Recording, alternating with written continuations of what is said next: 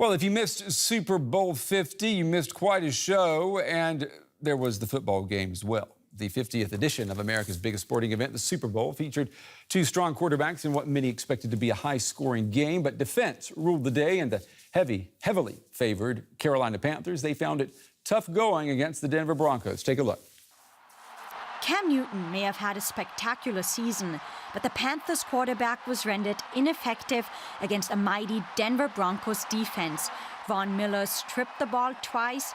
Denver's Malik Jackson recovered the first one for a touchdown. The second led to the game clincher. In the final quarter, C.J. Anderson scored from 2 yards out. Broncos quarterback Peyton Manning was playing in what may be his last game before retiring, but managed a paltry 141 yards passing.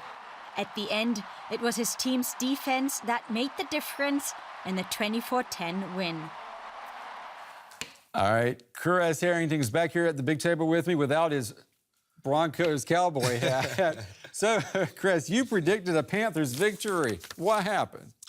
Defense, stole the game from Cam Newton. Too much pressure. He couldn't get things going. We heard it in the piece. 2 forced fumbles. They set up 2 touchdowns. That was the marginal difference of the game, 24-10. What can you say? Go back to the drawing board, the Carolina Panthers. He's only 26 years old. He was devastated. He was devastated, too, after the game. Yeah, rightfully so. But you don't want to end your season like that. No, you certainly don't. All right, that's enough about the game. Let's talk about the before show. The halftime show. There was Lady Gaga singing the U.S. anthem.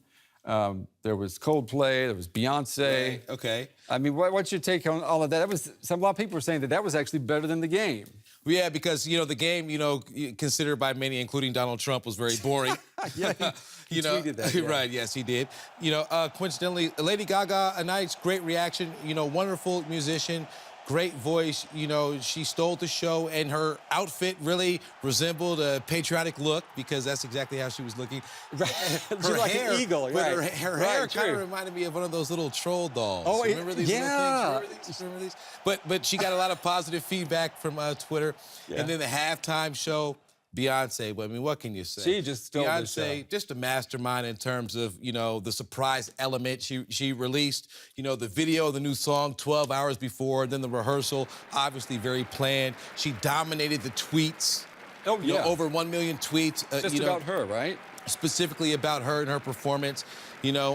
Some people not so positive tweets because they said maybe it supported, anti-establishment because there was, her dancers look similar to the Black Panthers, and... Well, we spoke earlier in the day with someone in Washington, an African-American activist about that.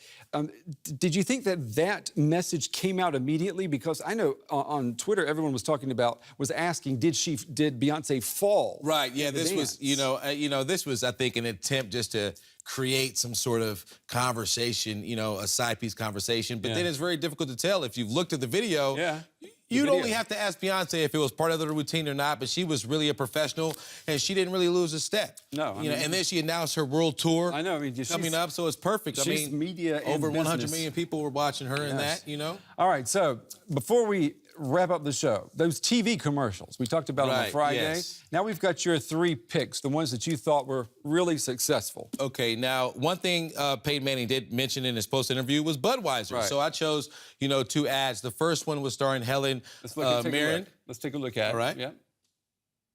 Oh, my beer, lovely. Hello, I'm Helen Mirren, a notoriously frank and uncensored British lady. The collective, we are dumbfounded that people still drive drunk.